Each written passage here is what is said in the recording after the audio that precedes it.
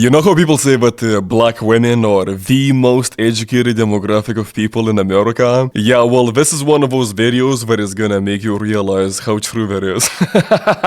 The entire concept of logic is anti-black. You know, people on Twitter say this exact same thing, but they just word it differently.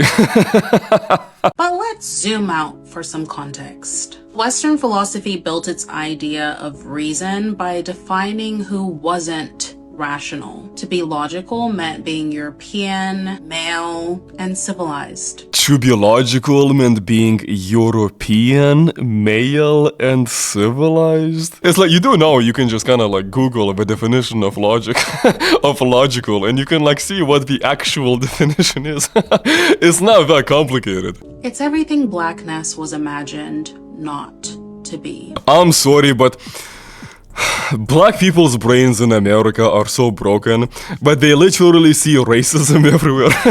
It's almost like a form of schizophrenia that is almost exclusively and uniquely for them. It doesn't matter where they go, it doesn't matter where they look, they will always find something that they can interpret as racism towards them. But that's why Afro-pessimists and decolonial thinkers argue that Afro-pessimist? Decolonial figure? What the fuck? It's like, look, I don't know how true this is, but something tells me that some people would be a lot healthier mentally if they just weren't allowed to get an education. Sylvia Rivera's book goes on to expose this myth, the myth of linear progress, and how that erased indigenous cyclical time, therefore trapping the global south in someone else's timeline.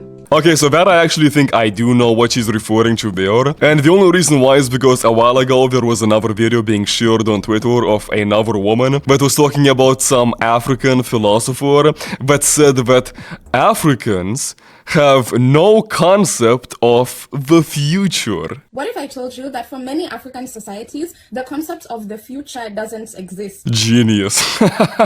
Absolutely genius. And that instead of time moving forwards, time actually moves backwards. This was the work of John Mbiti, one of Kenya's and Africa's greatest philosophers. And in 1969, he wrote something that completely reimagines the way we think of African time. And according to Mbiti, this is why if foreigners come to Africa and they see people sitting under a tree, they would remark that, okay, why are these people wasting so much time?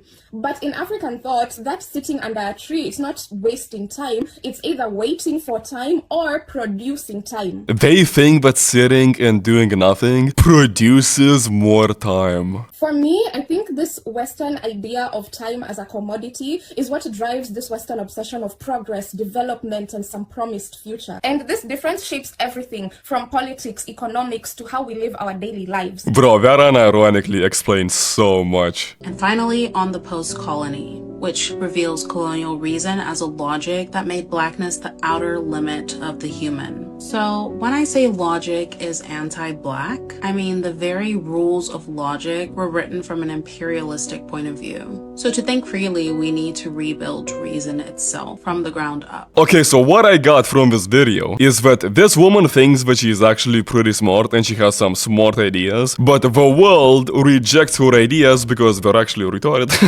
And she interprets the world rejecting her ideas as racism against her for being black. So now she wants to redefine the word logic so that the world can no longer reject her retarded ideas. That's what I'm getting from this video.